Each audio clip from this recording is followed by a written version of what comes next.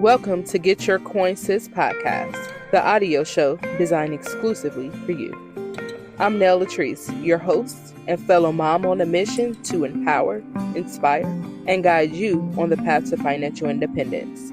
Tune in for expert advice, real life stories, and actionable tips to help you secure the bag and truly get your coins, sis.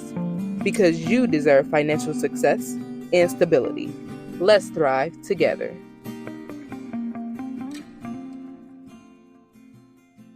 Welcome back to the Get Your Coins Sis podcast. This is your host, Nell Latrice, and today we have Anthony White. He is a real estate agent, and he is going to be giving us all the tips and tricks on getting into real estate and investing. So go ahead and tell us a little bit about yourself. I am Anthony White. I've been a real estate agent for 8 years. I've been a real estate investor for about 6. Prior to getting into real estate, I was a McDonald's store manager. So it was definitely a serious transition. Um, I decided to quit. I wanted to work for myself. Went to one of those investor classes where they try and sell you on another class, super expensive thing, and I didn't have money, so I said that's not going to happen. So I actually decided to get into real estate. I said I feel like I can learn the concepts. I just haven't seen any of these. I don't have the connections. I don't know anything about real estate. Got my real estate license. And then the more and more I thought about it, it was kind of a natural progression. When I was at McDonald's, I talked to my crew about budgets and credit scores and, some of those things. So when I made the transition and got a real estate license, it just kind of made sense that this is kind of all in on the same path. One of my early wins was one of my employees came to me and she said, I think I'm ready to buy a house. And I had no idea. She never asked me any questions. She never, I never had any idea that she was listening when we're having a conversation about credit. Um, when she went to go run a credit, her credit scores were 700s. I was super surprised and pleased and happy and all that fun stuff. So that was kind of cool. I got into real estate investing, uh, and I'm really passionate about the investing. That's what I got into it for. And being a real estate agent, I built a strong business, sold a lot of houses. But being a real estate investor is what is helping me set up my future family. And I think that a lot of people could do a lot more with real estate investing if they had more insight and more knowledge.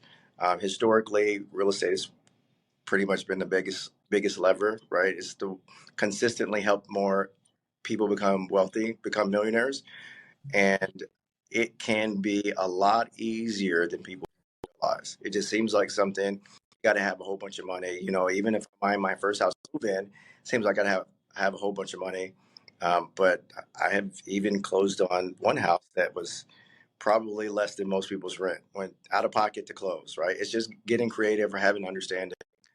So I'm really passionate about helping people learn that, and that's kind of like the niche that I'm focusing in on. Yes, that is so good. So I'm glad you said that. Um, I started investing just a little bit, but I started just by getting a primary residence. Uh So huh. that's how I started, my journey into getting into real estate. I didn't know what I was doing at first, but it was just like, let's go ahead and buy the first place and then worry about everything later. So that Yep. wasn't even on my mind, but it turned out that that was a good choice. I bought right before COVID hit, so that was 2019. So Oh, yeah, yeah, yes, it was really, really good time. My interest rate was really, really good. So it worked out for me. So what kind of advice would you give someone who wants to get into real estate investing? What would be the first thing that they should do? the first thing, and this may be a lot different than a lot of people have conversations. The first thing is really where look at where you're at and kind of do an audit, right? Look at your budget. Sit down and say, what can I comfortably afford? What can I do?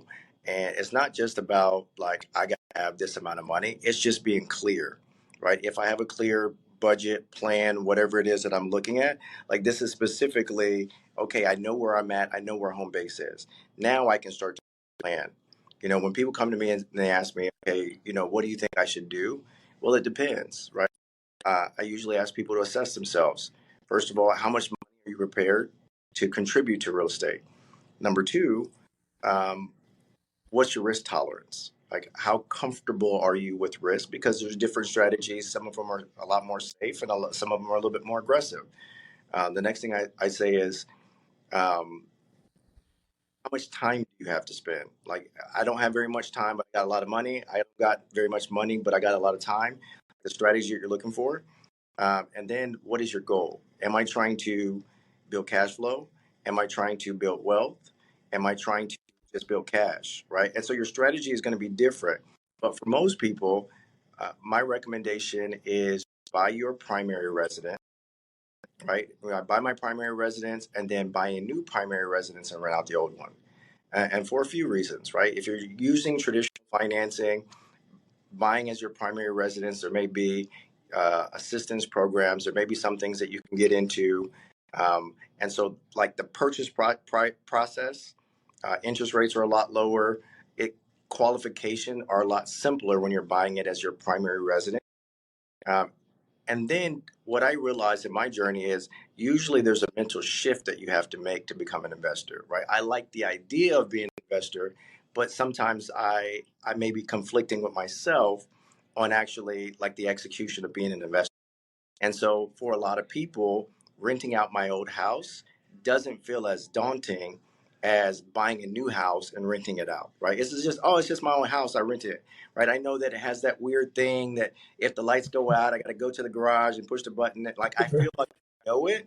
So it seems simpler and easier to become an investor in that type of scenario mentally, right? And so then buying a new house, buying the new house with intention, looking to capture equity or being a great school district, whatever, being purposeful, and then just renting out my old house, right? While I'm living in the house, I can do improvements to it. I can make it rent ready. I can make it so I have the best house when I'm ready to rent it or sell it or whatever I'm doing. And it feels a lot more manageable. Now, there's a lot of other processes, there's a lot of other ways to get into it. But for most people, I think that would be the simplest, safest feeling way to become a real estate investor. Oh, I agree 100% because just your strategy you just explained is exactly what I did. I got into my primary residence and I felt like, first of all, I felt like everything broke when I got in there. It really wasn't, but it felt like that. It was just a couple of things, but it was like my hot water heater went out, busted all over my floor downstairs, had to get all the floors ripped out. It was so many things that I learned, but I feel like that did prepare me to buy the next property because, like you said, now I do know if somebody plugs something in to overload those sockets downstairs, then it's gonna cut off the rest of the place. Yep. Like I know those little bitty things that is so true that you said that because those things happened to me and it did get me ready to be a landlord. Because now when something breaks, it's not a big deal. Like I know what it is. I sent somebody over to do it. It's not the end of the world. And this is what happens when you become a landlord. It's kind of Yep. just, oh, now it's just a tax write off at this point. I'm getting it fixed. It's a receipt for me to write it off on my taxes and keep it pushing. Mhm. Yep. You know, one of the things also, I think a lot of times people get afraid. I finally make the commitment to do it, right. My first one, I bought a house and I bought a new primary residence. First day, we signed the lease. My tenants are moving in today. I go walk the house. I go in. The AC is not working, and my toilet upstairs is leaking. I'm like, oh my gosh, what did I do? Like, was this the right decision? That was out obviously several years ago, but a lot of time feels like, and I know there's a lot of conversation, things like that happen. A lot of people say, oh, that's the reason why you shouldn't be a landlord. 1,000% disagree. I agree too, because those things do happen. And when my tenant, that same thing, it's so funny. I feel like we all have the same kind of stories. So it's just like we know that what we're saying is true because the heat and stuff, it stopped. Well, they wanted to turn on the air. It was like March, whatever they wanted to do, but it just wasn't doing what it needed to do. Well, come to find out, my machine was old though. It was about 30 years old. It was time to Oh get man. a new one. It was time. It was time. But I ended up getting a new one. I think it ended up being almost $8,000. But what people don't see is that I had renters in there before them. So all the money that I was making off of the previous renters, they're the ones that paid for the HVAC system, not me. So I had that account already ready with funds for, my Yep. rental property. And essentially, because I put renters in there, they're the ones who's paying for the repairs and the mortgage. So that's what people don't see. If you set the numbers up right, it'll work out that way. Yep. Yep, that is great. So, what factors should somebody consider when choosing a property for investment? So what I look at is number one, I think Warren Buffett said, if be fearful when everybody else is being greedy and be greedy when everybody else is being fearful, right? I don't typically run to the gentrification areas. To me, sometimes those things, they don't have any rhyme or reason. Here, where I'm located, there's a boom there was a certain area in town where everybody was going. And to this day, I still don't invest over. And it's not because I didn't see the value, but I don't like risk, right? And so when I looked at that area, I see this house sold for 350,000 in 2 days, and there's a house on the next street that's struggling at 275, right? And I'm like, it's significantly lower. It's been on the market for 5 times as long, and there's no rhyme or reason, right? It's still turning over. There's some of those things, and the people who still live there say, hey, this is still the hood, right? So those kind of areas, even though, like, yeah, some people will tell you stories. I made 100 grand on my flip over there. Yeah, but some people said I didn't. I lost. And so to me, I like areas that for investing, I like areas that are either very desirable or like the cut and paste suburban areas, right? I know exactly in certain areas where there's 5 of the same floor plan. I know exactly if I go buy this house and rehab it and do the stuff, I know pretty comfortably what I should be able to sell it for because 4 of them have already sold, right? So I like those kind of areas.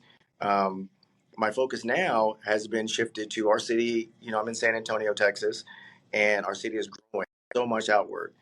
So I'm actually looking and repositioning my properties to be more inward, right? I noticed that in a lot of other states, um, as outward pressure grows, the inward pressure on real estate values go up. And so I'm looking to say, okay, I know that everything's getting further and further away. So I'm going to go and try and be intentional about some of the good areas closer to the center of the city. So that's kind of where I'm looking for the most part. Yes, yes. Good choices. I'm picking houses based on I know I like the way I like to live, so I kind of choose based off of that. I'm basically in B areas. That's usually where I bought. Like my first one is a A area. This one that I'm in now is a B area. So I choose to buy, like you said now. Um, I do think that kind of investing is for some people to go in a completely neighborhood that's not doing that great and flip, but that's not my strategy either because I am a little bit more safe. I'm like, if I would like to live there, then that's Yeah. the property that I would want to buy. Yep. Yes, yes. So how do you so can you share a success story of a client who built significant wealth through real estate? Oh, this is one of my favorites. Yeah. Oh, I have a client that we actually met at an open house. They came to the open house and said, it seemed like there's something different. We need something different. They had a house on the market, and so the house was struggling. So we had a conversation. They were interested. They pulled the listing down. They relisted it. I actually got with a buddy of mine. We actually came up with a good strategy. We sold their house for higher than what they had originally anticipated, by getting somebody who was looking to sell their house and, kind of do a move up thing. And so then they had a second house that they said, hey, we're going to look and sell this house. And I think that property was on 9 acres. And so I realized that, hey, you guys built this house and you guys built this house. Instead of selling this one property for 9 acres, which at the time we were hoping to get 550 for the entire property, and there was not like a lot of solds, there was not a lot of property, there's not a lot going on in that area. And I said, well, why don't we? And complete transparency, part of me was a little nervous about trying to sell it where nobody was buying, but there was also like it just to me it made a lot of sense to say, okay, you guys have these skill set, let's utilize it differently. And so instead of selling this one property of 9 acres, let's make 1 acre tracts.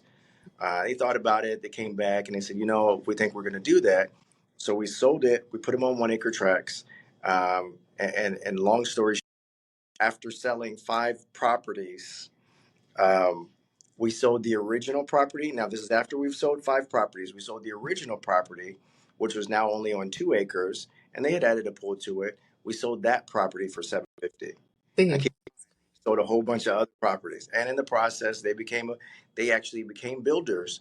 And so now, like, we're finding lots and building properties, and so it has been. But that's not the end of it. I think the thing that I'm more excited and more proud of is the fact that in the process of this, they now have 2 more siblings who also have become new construction builders. So there was a lot of money that was made in this family based on being able to be open minded and to look at things a little bit differently than the way they had been doing it. So, yeah, that's and that's just one of the stories. So I'm really passionate about, you know, helping people make money. yes, and yourself included, because I think when I think about that, like you said, it's like having 9 acres. Somebody might not want to deal with 9 acres, but somebody might buy a couple or Right, two or three. So right. that was a really, really good strategy. I haven't heard that one before. That was good. So can you tell, so I know you're a landlord. Can you tell us a little bit about your experience and how any kind of challenges you had by being a landlord? What advice can you give to someone aspiring to be a landlord? So I have fantastic tenants. I have an amazing tenant landlord relationship with all my tenants. I think it starts with I don't treat my tenants just, a lot of times when people say it's just a rental, right? And they say, I'm just going to put my house, however, renters are going to tear up your stuff anyways. And to me, I decided not to adopt that strategy. And so initially, we started trying to make really nice improvements to our properties. And part of it was because it was part of the strategy that I was buying something, renovating it, improving it, and then renting it out. Since I'm improving, partially thinking if I have to sell it, in an emergency, I want it to already be done. And so I've renovated the properties, tried to do nice updates. And what I realized was I was able to get better tenants Mhm. because, one of the number one complaints is they want all this money for these and they haven't even upgraded anything. Yes. So it wasn't my intention, but by default, I recognized that number one, by having a great property, I can either charge higher than the market rent, which I don't choose to do. But if I charge the market rent, I typically get more applications. I get better applications. And so I can have a higher, stricter standard, some of those things. And so once we get somebody in, I'm very firm. I mean, I'm very fair, but we are also firm. Like the rules are the rules. We put it in place, but like I also understand. And so we have, during COVID, when everybody was saying, "Oh, don't pay your rent, don't pay your rent," I was terrified because I was like, if they don't pay the rent, it's about to be a disaster. And I did not have one person even pay me late on any of my properties. But I also like I try to now I do try to make sure that hey, if there's something that needs to be addressed, I try to address it, right? If people have something going on, we have conversations, and I don't treat them like, oh, I'm the boss of you and you da da da da da. Like I understand that's another human, and I can empathize with you or sympathize, whichever one it is, um, with wherever it is. But also like, hey, how can I help you? But this is still, you know, whatever the rules are, whatever we have in place. And so, actually, one of the properties that I have. Um, most people probably wouldn't have done this. I bought the property and it had a tenant in it. And the reason why I bought the property, because the tenant wasn't paying. And it was family, that's usually the situation, the worst situations. It was family situation. They weren't paying. And we actually came in. And so I came in first and said, okay, I purchased the property and said, hey, listen, I'll give you some time to get out. I'm the new owner. We went through the process. We talked about it. And it kind of made sense for them to stay. And so I say, hey, look, I was going to do these renovations and I was going to raise the rent. I won't do the renovations. I'll make it structurally sound, fix the foundation, fix the roof, which you would be surprised at. Number one, type of situation some people are living in, and what made them happy. You'd have thought by me fixing the roof that I mean it's my house. I'm fixing the roof, and you'd have thought that I bought the man all the Christmas stuff. Like it was so they were so ecstatic about that, but we actually are charging about $500 more than the rent that they weren't paying. and he has not even been late one time. And I've had the house for about a year and a half. We're coming up on 2 years, and Oh, he's late. And so I think that's one of those things. A lot of times people just come into it with this negative stigmas that say renters are bad, they're going to tear up your stuff, they're going to do that. And I think if you come in it with that mentality, yeah, that'll probably be your experience.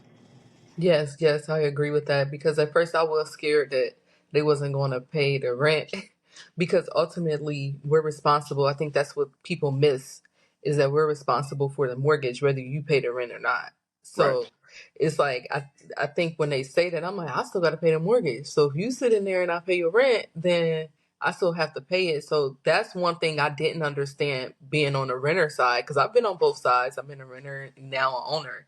So I do believe that's one of the big like myths, that we just raking up all this money, Right. putting it somewhere and holding it, and now we want to charge you 10 times the rent because we can.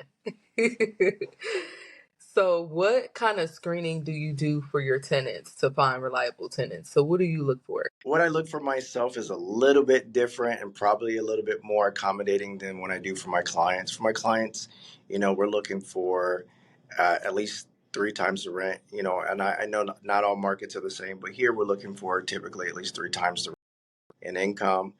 We are a little bit more flexible because we understand prices and inflation, some of those things. So if it's, I know some people don't like family. Everybody, single person has to. If the household brings in the three times, we're good with that. We're looking for good rental history. We're looking for good credit scores, no broken leases or evictions. We just really want to make sure, and anything we can find out to really figure out and make sure it's a good tenant. Before I became a landlord, I was working for a client. He was a wealthy man, and he told me, Anthony, I don't want no. I'd rather leave this house vacant than have a bad tenant in there. And so I'm like hustling because to me, I'm like, oh, you got the house vacant. Like, let me get somebody in there. And he said, I'd rather leave it vacant than get a bad tenant in there. I need you to get me a good tenant. And that stuck with me. And I'm appreciative of that experience because it really stuck with me. Like, I didn't understand it because to me, I'm like, no, like, you need to have a body in there. You need to make that money. But I internalized it anyways. And it really stuck with me that it really makes sense to get a good tenant in there, even if you have to hold on to it. Now, most of the time, when people have bad experiences, I just need a body. I don't want to pay the rent. I got to pay it if nobody's in here. So anybody who will get in here and pay it, like that's who can be there.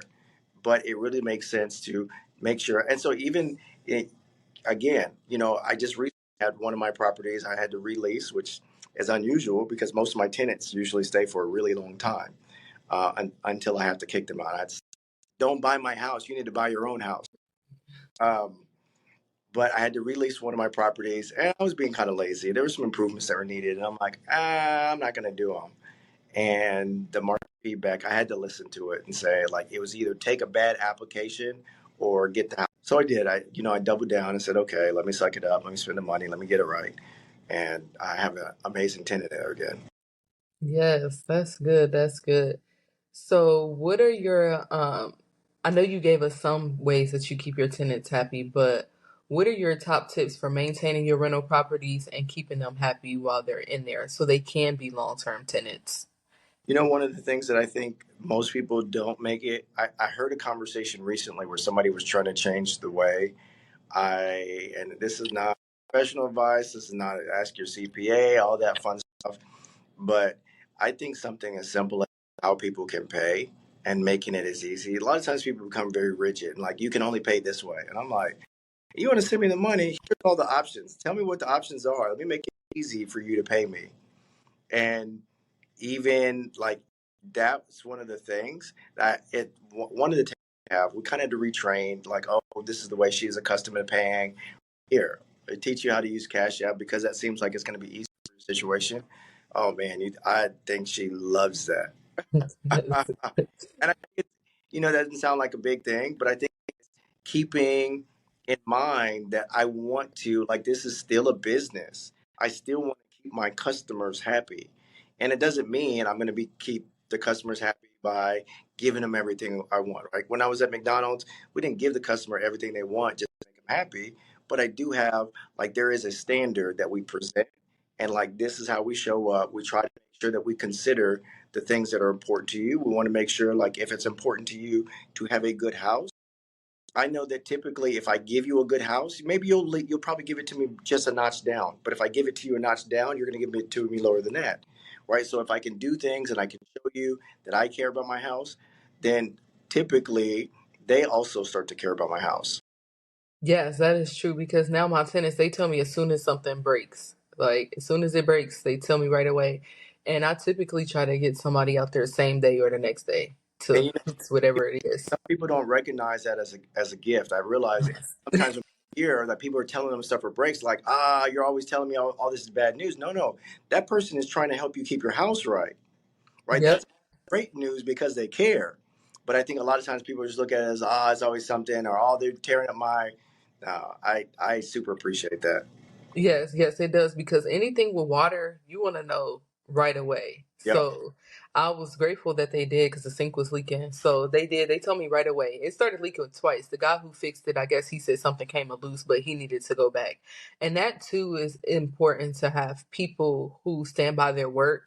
And when you get people on your roster that you can call and do quality work and go right out there or fix something that they already fixed or to, rectify something they already did, you need those kind of people because I noticed when I started being a landlord, that was my biggest hurdle was trying to find reliable people that can be a maintenance man or who can go over there and fix stuff when I needed it. So Yep. I finally got me a good lineup. So it's working out now.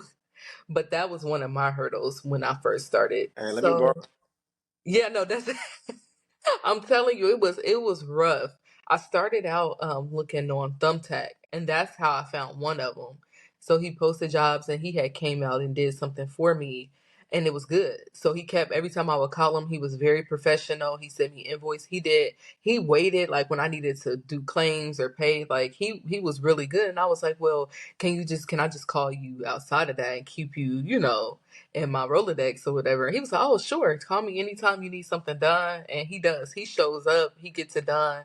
He is wonderful. So now I have two. So I have two handymans and a plumber. So I finally got it down to where I have a little list of people I can call. Oh, for sure. Yes. So, and I wanted to make a comment too. That was good. My tenants love to pay online for their rent, and I was gonna change it. It was still gonna be online, but I was gonna change it to a new system. And he was like, "No, we really like Zillow. We like paying on here. But just let me know if you change it." I was like, "Well, if he really likes that, then you can just go ahead and just keep paying through Right. Zillow." And it makes it easy. And they do. My tenants pay on time every month. They don't miss a beat. So I feel like the convenience of being able to pay also helps you get your rent on time too. Yeah. Yes. So let's pivot a little bit, and I want to talk about your role as a mentor and how you support the industry. So how do you support the industry and those around you in getting into what you're doing? So how do I support the industry and those around me? So in my office, I serve on the leadership council. I have for the last years. And so there's a part of me that I feel like I never am forgetting the days, when the early days, struggle and the mentality and some of the things that I wish that I had.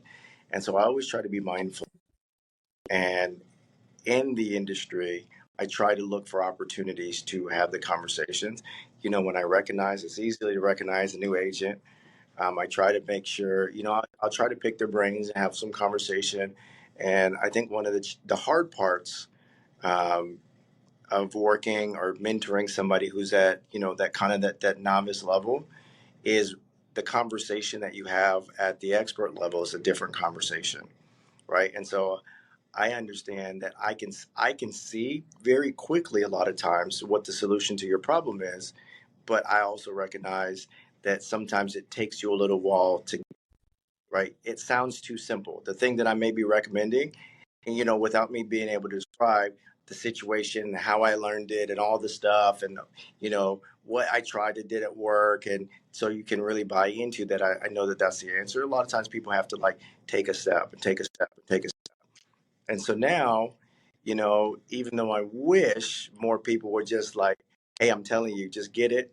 I just try to be intentional and say, hey, I understand My role may just be planting the seeds. Somebody else behind me is going to come water. Somebody else is going to make sure that they got the sun, whatever it needs, hopefully, so they continue.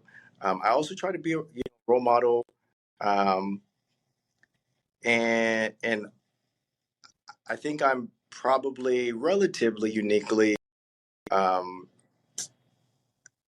positioned in my expertise as somebody who can understand, probably most sides of the coin, right? So from being able to be that young guy who started growing his beard because somebody told me I can't grow my beard because this is their game, to the person who also like knows that sometimes you got to walk into their suited and booted, right? You have to, like, I understand all the stuff, you know, to a new agent, like, oh, it shouldn't matter. Like, sometimes it does, right? You may not have the skill set. You may not have the confidence. You may not have some of those other things to show up how you want to.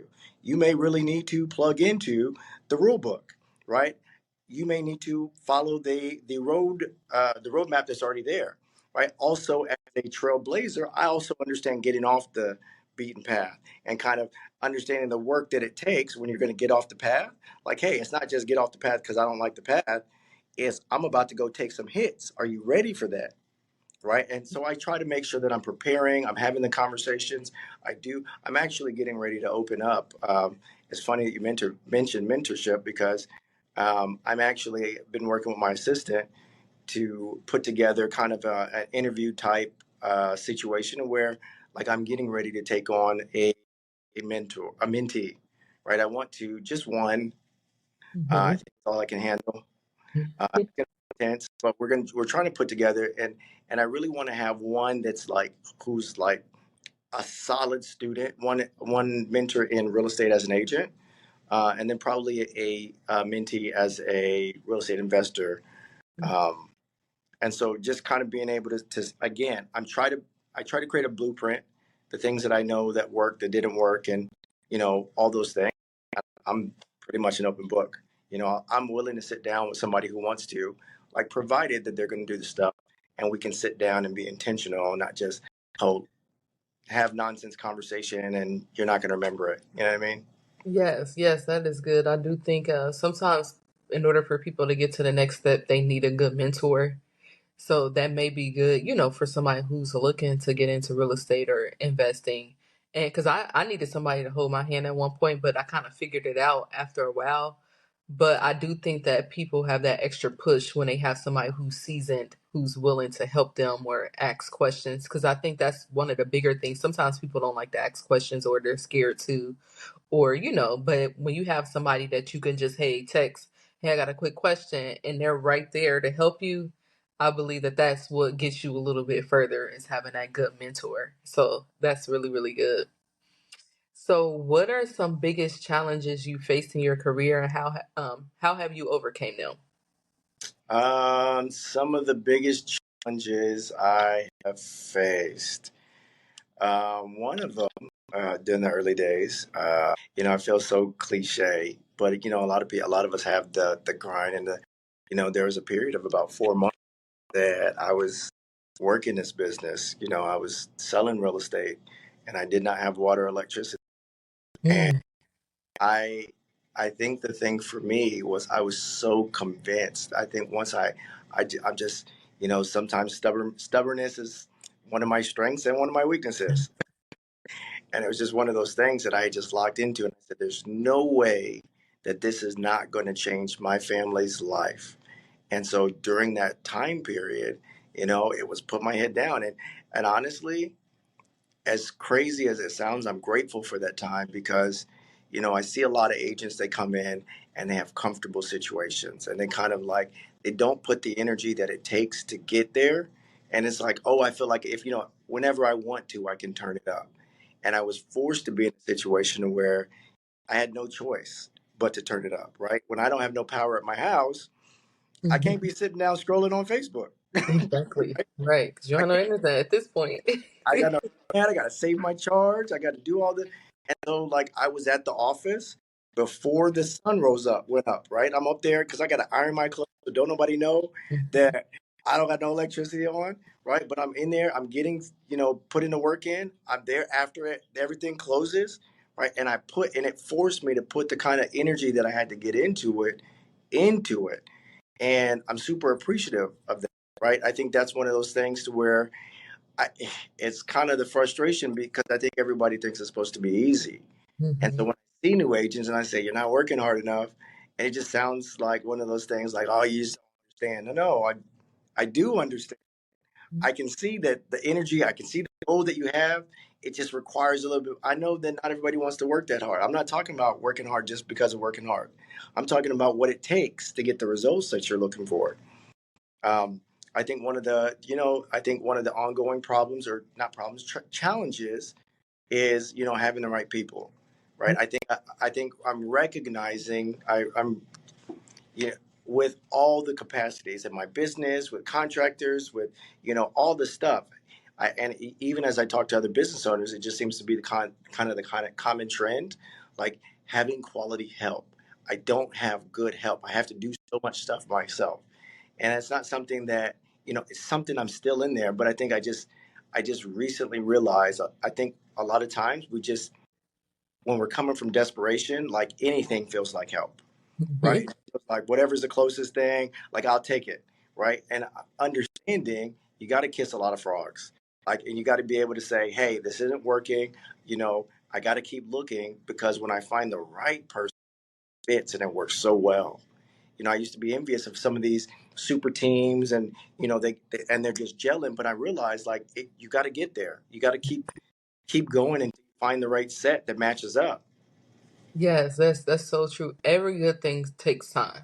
So I believe that 100%. And I used to want things quick, like it should be happening now. Hmm. Like, I should be done now. I should be at this point. A year from now, I should have had this or that.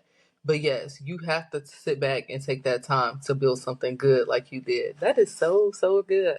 So, what last thought can you leave our listeners off with today? Last thought for the listeners today. Look, I really talk. I mean, real estate investing. You know, this is the thing. I think that this is the last thought I say about that. Well, I got two thoughts because I'm going to talk about. You got. I think the education, the budget piece. A lot of times people get afraid because I just think that it's all this money, and I just kind of get caught up in my head, and I never sit down and look at the facts and say, well, what kind of my life can I tighten up? Right? There may be some things that I enjoy doing, but I can maybe make some sacrifices to make things, to kind of get things positioned a little bit better towards the goals that I have. So definitely sitting down and looking at a budget, sitting at, I don't like to say budget. I usually say financial plan, right? Because budget sounds like a cuss word. Uh, Yes. but like sitting down and making a financial plan, I'm telling my money what to do for me. And then I say with real estate investing, get around people who are investing. And so a lot of times, when I started to get into real estate, before I got into real estate, right? When I left McDonald's and I said, I want to work for myself, my parents were telling me, oh, this grocery store is hiring like the chain. I'm like, I was the store manager. You talk about working at like, no, like, oh, the government is hiring here. And I'm like, no, like, I want to work for myself. And I understand that they were looking out for me the best way that they knew how, but they didn't have understanding in the space that I wanted to be at. And so if I'm having conversations about real estate and I'm thinking that I want to be a real estate investor, I need to be in the real estate investment rooms. I need to be plugging into real estate investing communities, right? Then I can start to get comfortable with the idea of it. And so now it doesn't seem like such this big foreign daunting thing. It sounds like something that's just like, oh, okay, like, I know somebody who did this. I know somebody who did this. I know somebody who did this. There was a type of investing that because I'm still continuing my education, I went to a class where somebody taught about something that I had never heard of.